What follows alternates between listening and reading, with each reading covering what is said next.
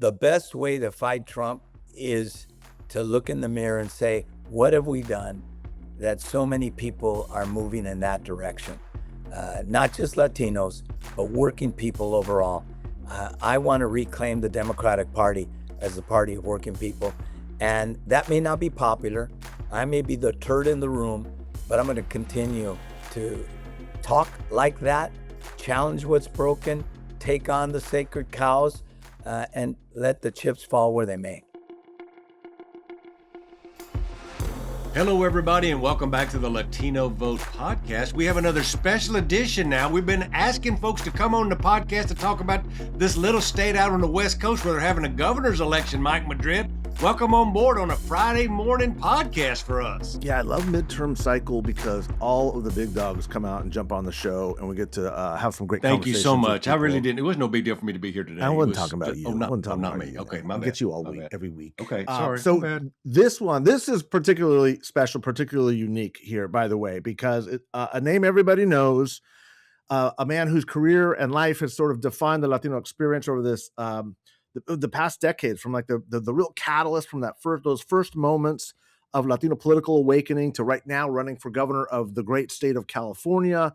A dear friend of mine, a good friend of Chuck's, good friend of the show, good friend of the community, the mayor of Los Angeles, speaker of the assembly, city councilman, on and on and on, but somebody who's been an active fighter on behalf of the people in our neighborhoods and our community and our state and our country. Antonio Villaraigosa, welcome to the show. I wrote every one of the lines he just said. I hope you wrote them down because he also called you old in case you were scoring at home. Right. I haven't written what he says when I'm not on his show, but no, it's great to be with you, Mike and Chuck, two of the preeminent political operatives, and I didn't say Latino political operatives, two of the preeminent political operatives, and I'm happy to be on your show. And the one thing you didn't mention came out of the civil rights movement, and that's really what formed me. You know, the Chicano movement, the immigrant rights movement, student leader. So we'll talk about all that. Yeah, let's jump in there. Let's start there because the way I want to talk about that, Antonio, is obviously this is a big crisis moment for the community nationally now, right? And run us through like what got you started as a early activist, a young man. You were there with some of the big civil rights fights, the strikes with Cesar Chavez's movement. We should talk about Cesar a little bit if you're comfortable with that, and maybe put in context of like what's happening now, what's different, what's new, what have you learned? I grew up in the 1960s. I saw the images of marchers getting sicked on by dogs and thrown to the ground by, fire hoses and beaten up. And I grew up watching those images. And I tell people it formed me, and it formed me early on. And I grew up in Boyle Heights, and Boyle Heights was a place where there weren't covenants with the land, so people could buy a piece of the rock, buy a home, and the like back then if you were of color. And so Jews lived there, Mexicans, Japanese Americans. It was the Ellis Island of LA. And so I learned about the Holocaust and what happened to the Japanese and the relocation camps. So and then blacks were living in the projects. And so it was a multi-ethnic place where I learned a lot about the civil rights movement. So at 15, I was a football player. Let me be clear. Third string halfback. It's just like Chuck. Yeah, third string halfback was just like Chuck in Texas. I was not a great ball player, but I didn't play Pop Warner either. And I was a ninth grader. And so started the Black Student Union with some other black students. And then a couple of months later, the United Mexican Americans Students, which was the predecessor of MECHA. I ended up leading the walkouts in high school, getting involved with the farm worker boycott. So that was the beginning. But Chuck, you probably laugh at this, but back then, a lot of Mexican Americans in LA decided, because of the racism of the time, the parents decided to speak English. And so I didn't speak any Spanish growing up. But I always saw the campesinos, the farm workers, and immigrants working really hard. And I respected that. And I didn't like the way they were treated, even by other Mexican Americans in high school. I mean, people used to beat them up. They used to call them wetbacks. They used to, and I didn't like it from a young man. So that's how I first got involved. And it was because of the civil rights movement. Was involved in the immigrant, well, as a student leader in high school, UMA Central, which was all the UMAs leading the walkouts back then. We were walking out about the fact that we had used books that were 30 years old, desks that were hand-me-downs from other schools, more affluent schools, and got involved in the immigrant rights movement, civil rights leader, president of the ACLU, involved as a labor leader. I was a steward, chief steward, and president of a 5-state local, working at the American Federation of Government Employees. We were EEOC workers enforcing our employment discrimination laws. And so I've been involved my whole life. And that's really where it started. Yeah. And it's really what formed me. You marched with Cesar. You knew Cesar. Oh, yeah. Multiple times. Yeah. And I marched with Dolores. I marched with Dolores. You remember meeting him? Yes. And you also, we were talking a little bit before the show. There were moments that you kind of disagreed with him on some of the stuff. I mean, you've been a very fierce immigrants' rights activist, and Cesar had kind of a, how should we say, tenuous relationship with immigrants, right? For a whole lot of reasons. Do you remember those? Do you remember those issues? Yeah. I was involved in a group called CASA, Centro Acción Social Autónoma, working with immigrants, long before people were doing Know Your Rights. We were doing that.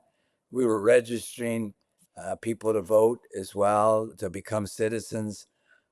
And yes, I did know about, the anti-immigrant stance he had taken, the terminology used. Yeah.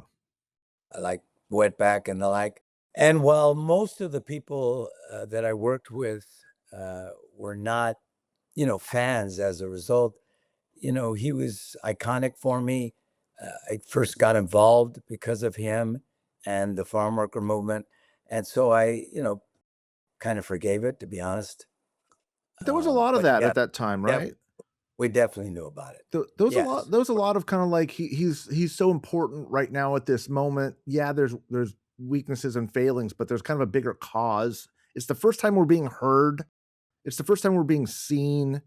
And it's not like it was a conscious, like it was. I mean, look, I was not around then, but I can see how that would happen, right? Where Latino consciousness is finally happening. Like we're finally doing something. People are showing up. We're being heard. We're being seen, not just in the state, but nationally. Like something's happening, and you realize these people are human and they're flawed. And I know that whenever you're dealing with human beings in politics, you realize that nobody's perfect in this stuff, and you're going to disagree with people. You're going to disagree with their policies, their tone, their example, but that doesn't mean you pull everybody down in order to get to the greater good. I mean, right? Am I characterizing that? That's right.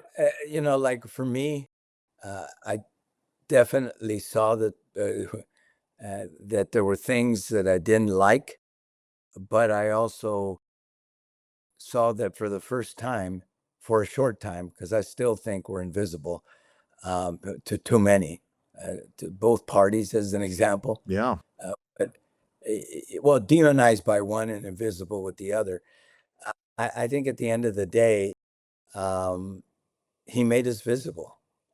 We saw ourselves, and it was an era when a lot of us were calling ourselves Mexican American, and then moved toward Chicano, and then some toward Mexican. And, then over time, Latino, and we went through this journey of self-identification and the like. And he brought a light, or shined a light on us as a community. And I think that's why so many of us saw him, as iconic. Let me pull on that a little bit, and not as much about him, but because I don't have much time here because I get paid by the hour, so I'm going to leave in a little bit. But the main point is that the way you came into the movement when the movement was literally started. Yes. I want to. The listeners would really like to hear this. We talk a lot about the evolution of the Latino vote, going from this immigrant community that came here, some of which had been there longer than anybody else. California's part of Mexico, all the things, living till today. Now, a lot of this has to do with the internet changing it, but I'm really interested in the way you think about the community and the way maybe it's matured, maybe it's changed, maybe it's evolved, whatever word you want to use. I don't want to use your words. I'll use my words. And tell me how you've seen the community evolve. What is the Latino community then compared to what it is now? And what have you seen change? Well, back then, we were mostly workers who worked with our hands. Uh, a mostly Mexican American in LA, by the way, back then. The influx of Mexican immigrants and Latino immigrants didn't really start until probably the 80s. So, I think what I realized back then was I think we realized that we had to incorporate a broader cross section of us. And by the way, we learned a lot from you all in Texas. Remember, Texas actually had been, with the GI Forum and LULAC, really kind of leading the way. And then over time, LA and California started leading the way, frankly. And I think it was because of the influx of Mexican immigrants. It's the same with the Mexican food, but y'all go ahead. That's the eternal debate we have here on the show. So I'm going to Well, put. actually, after going to Mexico, brother, I'll tell you one thing. I don't care if it's Tex-Mex or LA Mexican food or New Mexican. You get real Mexican food when you go to Mexico. That's for sure. Yeah. Well, how important is this moment now? You're running for governor. We're going to talk about that in just a second. But representation matters, right? That's like been your whole life trajectory. And now there's this moment. You've kind of been like the front row, first in his class, right? Latino leadership, first Latino mayor. And I know that was contentious from the first time. And the way voters were seeing Latinos was so different at that time. Like Latino white Democrats were like concerned, like, oh, what does that mean? Like, is the Reconquista coming? Are these guys going to take over if there's a Latino mayor of LA? And we're at this moment where you're looking at the governor's seat, right? The top elected office in the state, the biggest, bluest state in the nation, which will have, national reverberations. How important is that right now? It's interesting. I led the effort. I got elected in 1994. And when I got elected, Three Strikes You're Out was on the ballot. 187, the anti-immigrant initiative, denying immigrants, children, public school education, and immigrants overall, undocumented immigrants, health care, including emergency health care. That's how draconian it was back then. I got elected in that year.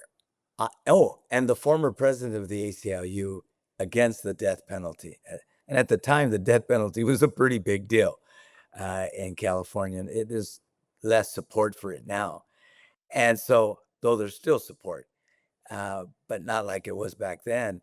And I tell people, I think nobody thought that somebody who came out of the movement could get elected, because that had been my trajectory. It hadn't been anything else. I had come out of the Chicano movement, the civil rights movement. I was president of the ACLU. So we were a red state, leaning purple state back then, but our governors had mostly been Republican. And, I helped to move us. I led the effort. I convinced, I wasn't the only one, but some of the Latino leadership, and I was majority whip, majority leader, and speaker during that time, convinced the Democrats that after 187, if we were to register 1 million Latinos, that we would be a blue state. And we became that blue state. So you're right. I was on the front lines of all of that. And what I could tell you that from then all the way to now, I think in the beginning, Latinos really saw Democrats as fighting for them on immigration, on healthcare, on housing, on jobs in the economy, which you talk about a lot, Mike. And we developed this refrain. Richard Polanco and myself developed this refrain of the Latino agenda is the American agenda. It's not just about immigration. It's about opportunity. It's about living the dream. And during those times, if you remember, Latinos were the most optimistic Americans by far. It was like not even close, at least in California. I can't speak about Texas. It was the most optimistic group. And that was true all the way through until probably the time when Democrats had all three levels of government, the House, the Senate, and the presidency. I think Latinos voted for Obama at 68% or something, 75%, brother.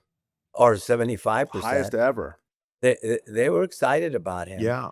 And when we didn't pass immigration reform, when we put it on the back burner, that's when it started to wane, that support.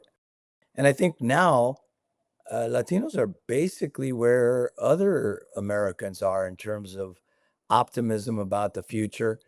And they're mostly, when they're registering here in California, registering no party preference.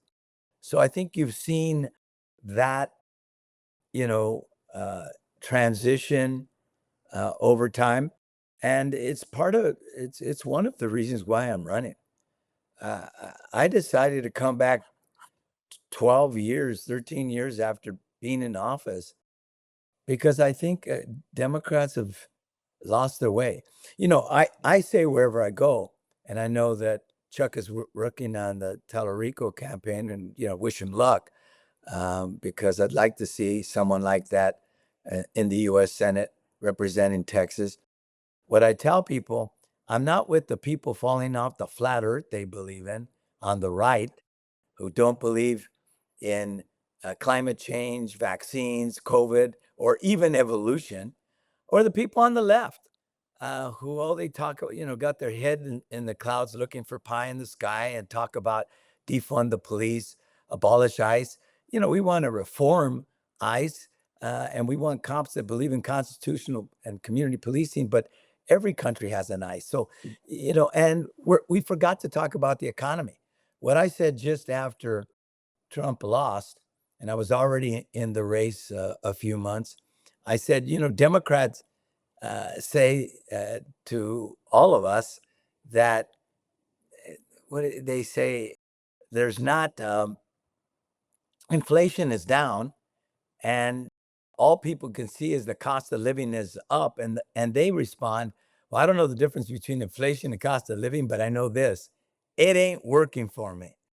In this state, all Californians, but particularly Latinos, can't afford rent, can't afford the cost of gas, can't afford utilities, which have gone up 60%. Rent, home prices are the highest in the continental United States, and gas prices are the highest in the U.S. as well. So, I think there's a sense that we're invisible, that they only care about us in an election, and then only to turn, the Latino vote out, but not to persuade us. I think they don't realize that Latinos are more diverse than they think, and like everybody else, care about the economy. Want an economy that's working for them. Let me ask one question before I go, because I got to get my hair did for my party tonight. The thing I need to know about is when you're running in this race, and there's two Republicans, and the last count, I think there's 1,200 Democrats running for governor right now, but I can't keep track of how many of y'all's actually running. A bunch of you. This is the Latino Vote Podcast. We're a bunch of brown nerds that love Mike Madrid and some fashion experts who follow because of me. The thing that they'll want to know is, what's your theory of the case? How are you going to win? How do you think you can pull off getting into the final two with so many people running, billionaires with all their money, Republicans at your Fox News? You got every flavor of Democrat you can imagine. Tell the listeners who listen to the Latino Vote podcast how you and your campaign are taking on this to try to break through.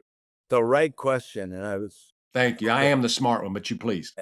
and the Please. bald one with a lot. Thank you. A lot of Take hair. a long time to Get take my care hair of that did. head.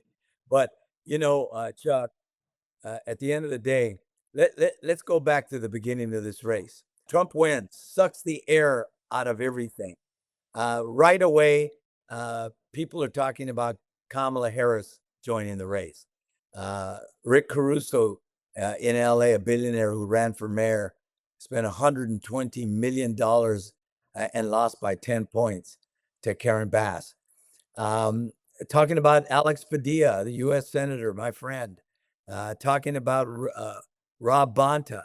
Oh, at the time when it first started, Eleni Kounalakis was in the race, and everybody said she had $50 million in an IE. So for more than a year, actually up until November, there were all these people that supposedly were going to run. So it sucked the air out of it. It was difficult to raise money. I raised the most money in that period, even though I was not leading in the polls. And then Swalwell got in. And as soon as he got in, first shiny object, he's on MSNBC. He was part of the impeachment team of Trump and just surged to the top. And now we are where we are. He's out of the race, of course. He's as quick as he went up, he went down. And frankly, the race is all over the place. Yes, there are a couple of leaders, but they're in the low double digits. And there are about 30% of the electorate that's undecided. It was 35 a couple of weeks ago, but it's starting to go down. A big portion of them are Latino, and a lot of them are not happy with Democratic policies. That's just a fact. That's why and most of these polls have been internet polls. They're not in English. And most people, regular people anyways, don't fill out those internet polls. So the path is to catch fire. I'm a proven problem solver. You opened up this with, a rendition of my accomplishments and, more importantly, my contributions. But, it's going to be a tough race. And we'll know soon. I'd say in the next couple of weeks, we'll have a better idea of just how this is going to go. But what I can tell you is this. One candidate's like a point higher than me, and he spent $22 million. Almost none of us have a whole lot of money except for the billionaire in the race. He spent $120 million, and he's only at 10%, maybe 12. So we're all kind of bunched up, and people are looking who's surging and, who might be able to last through this gauntlet that we've gone through. Let me poke at that a little bit, because the Democratic Party's doing this very strange thing in California. From my this is my opinion.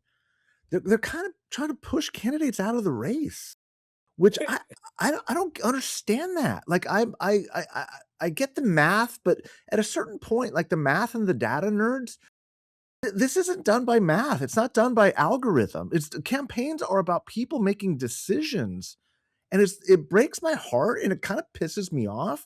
I'm not a Democrat, but when I see the Democratic Party like trying to push people out and like silence voices, you should be focused on bringing voters in. And Mike, I'll tell you something. I 1000% agree. Isn't that our problem? When they've spent $400,000 on polls, which is just confirmed what all of us knew. There's 30% undecided. A lot of them, as I said, Latinos and people that are unhappy with Democratic policies. And I'll go to that in a second, particularly around affordability. People that feel that their voices aren't getting heard. And what do? They tell, even though we're all bunched up, and there's not like anybody at 30 or 25 or anything like that. We're all 7 points, within one another, 8 points.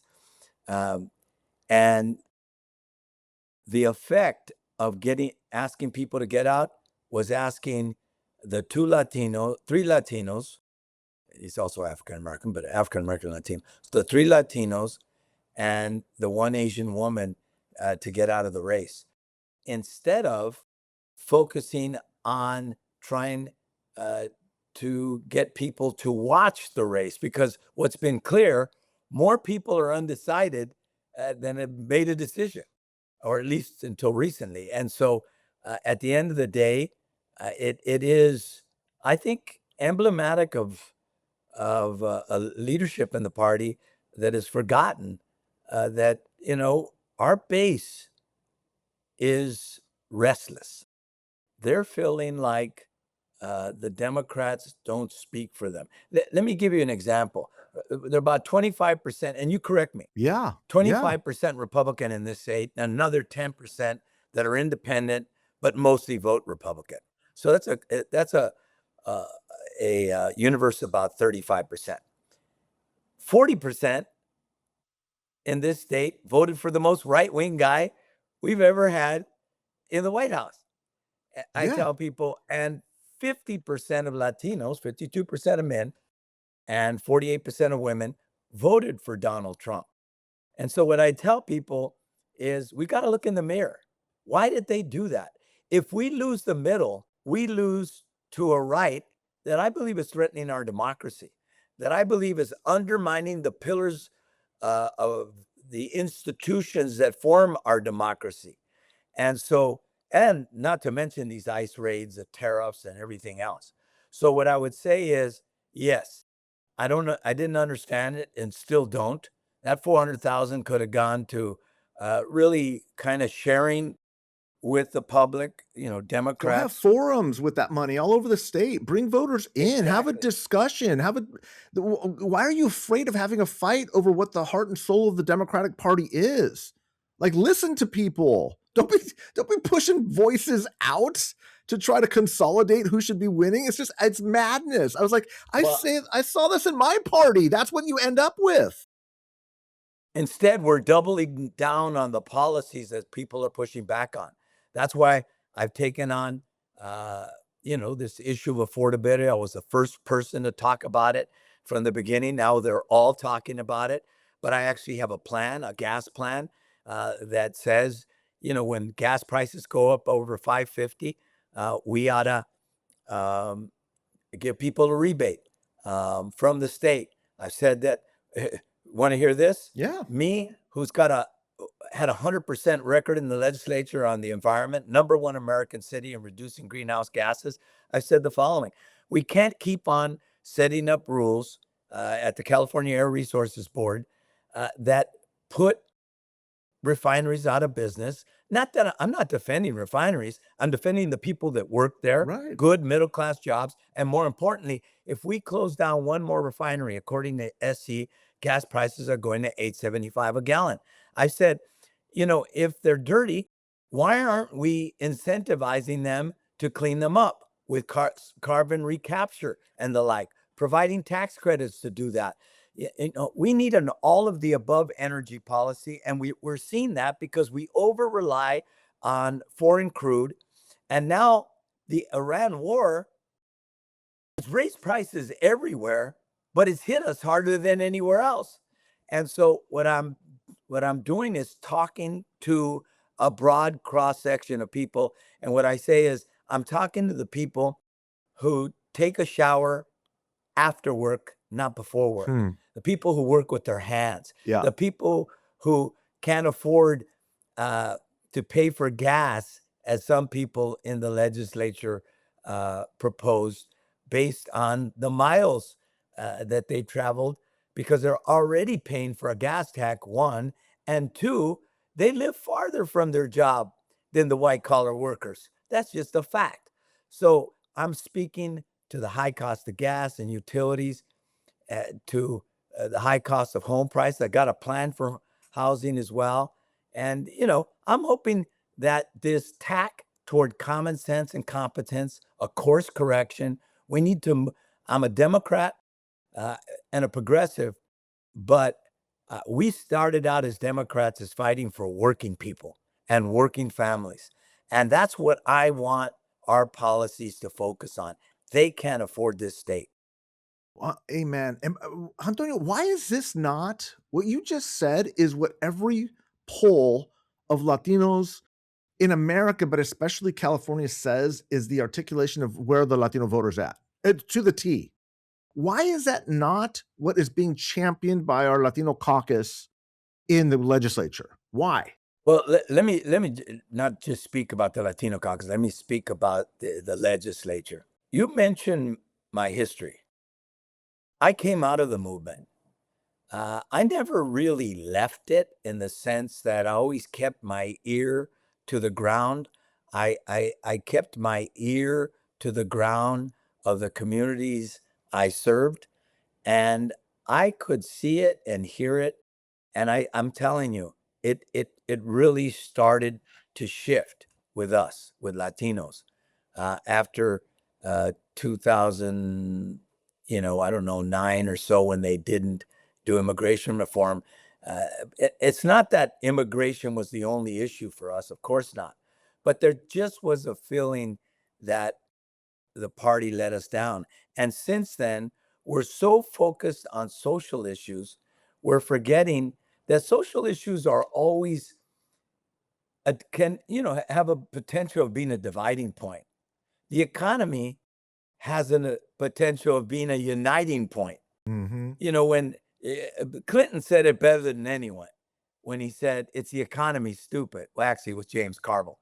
It's the economy, stupid. If you forget that people can't eat, that they can't afford rent, that they're struggling to put gas in their car, you forget um, that what motivates them, what they're concerned with, and instead you're focusing on things that are important for sure. Climate change is critical. I've been for climate change my whole life, but what I'm saying is you can't put it all on the backs of working people because they're going to push back. They're going to go with a Donald Trump who says, "Drill, baby, drill." Of course, that's ridiculous. You know, if you jack up gas prices to $8.75, that's ridiculous too.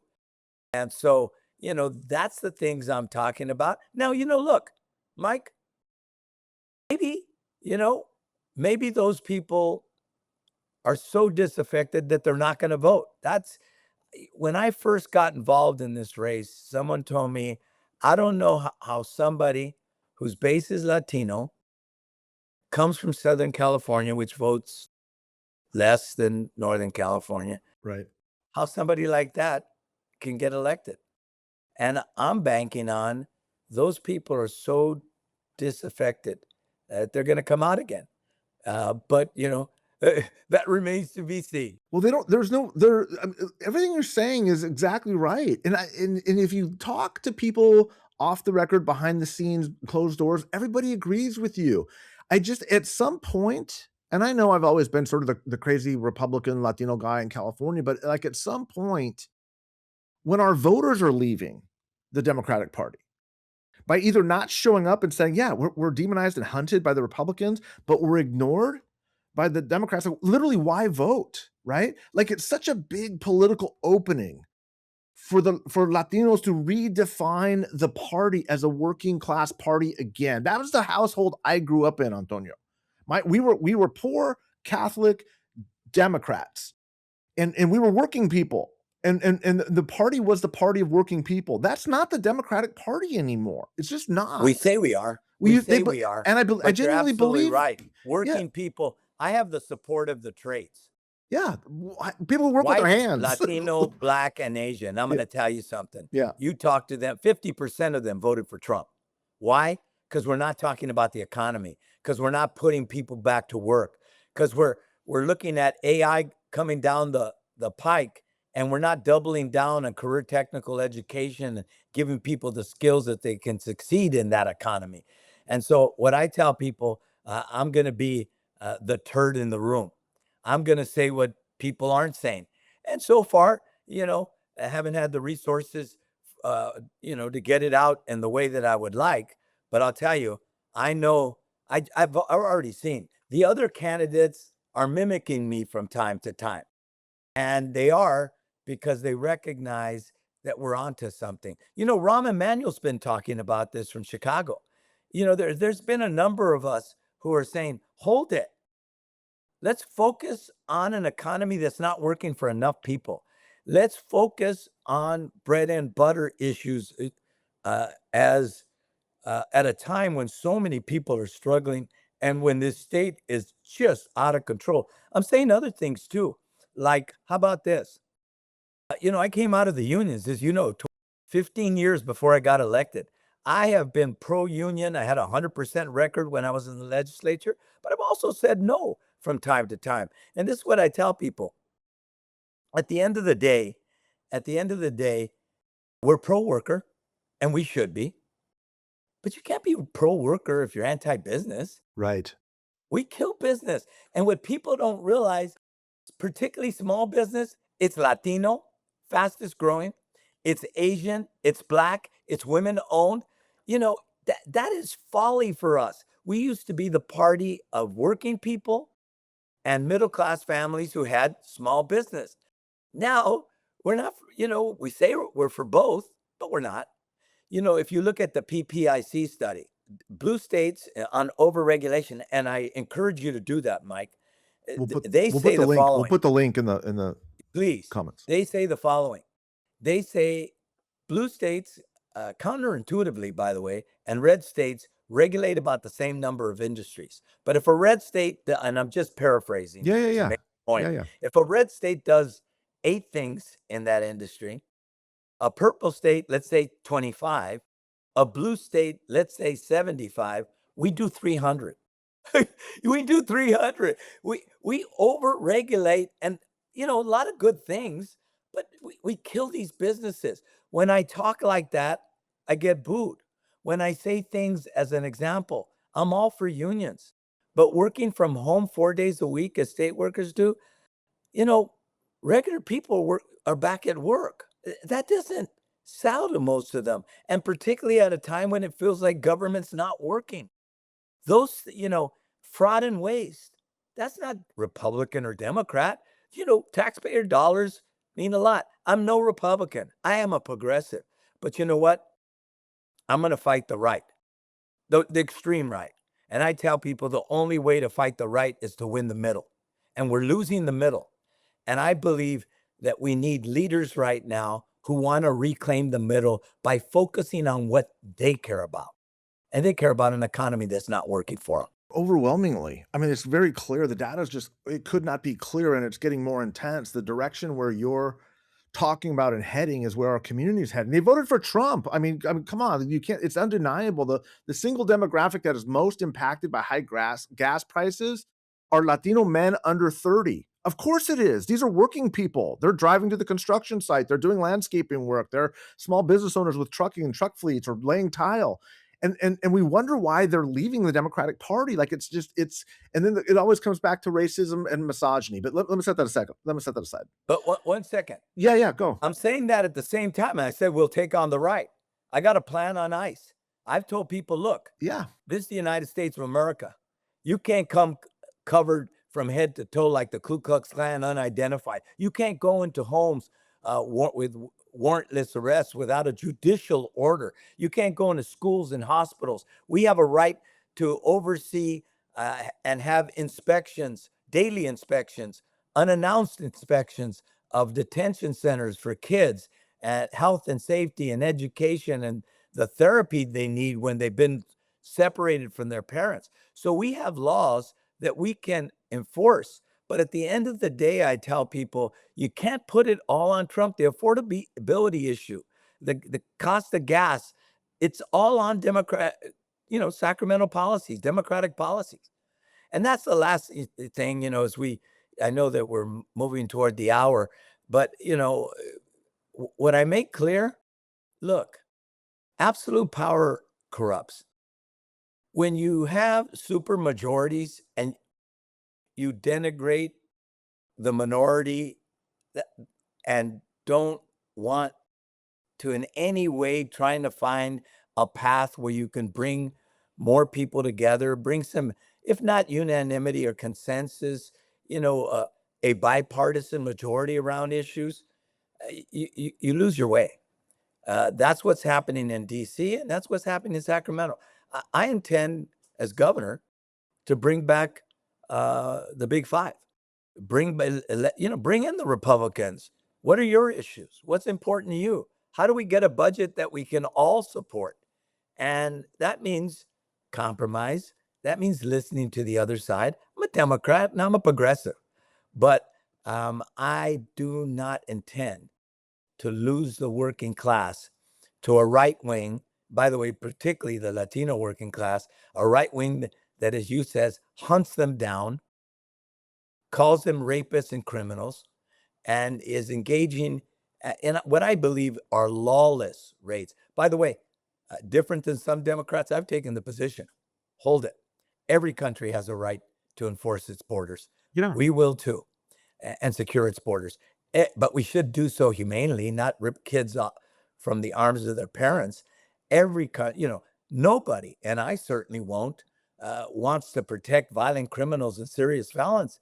Hey, that we already cooperate. That's the thing about sanctuary, by the way. We already cooperate with them.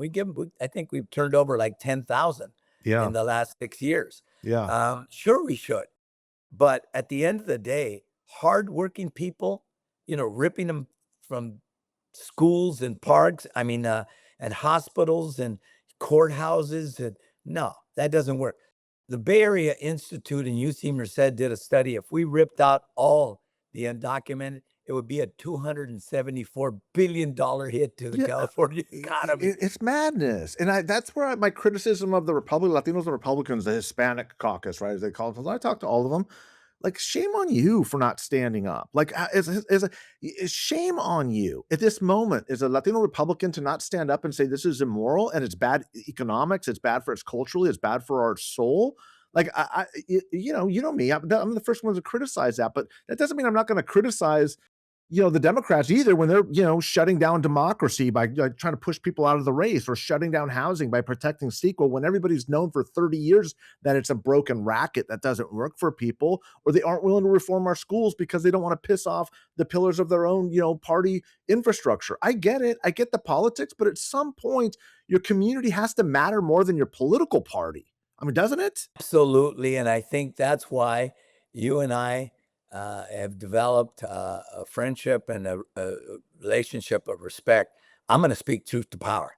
I am going to work hard every day to be the next governor. But whatever happens, I am going to speak out uh, for the fact that we've lost our way.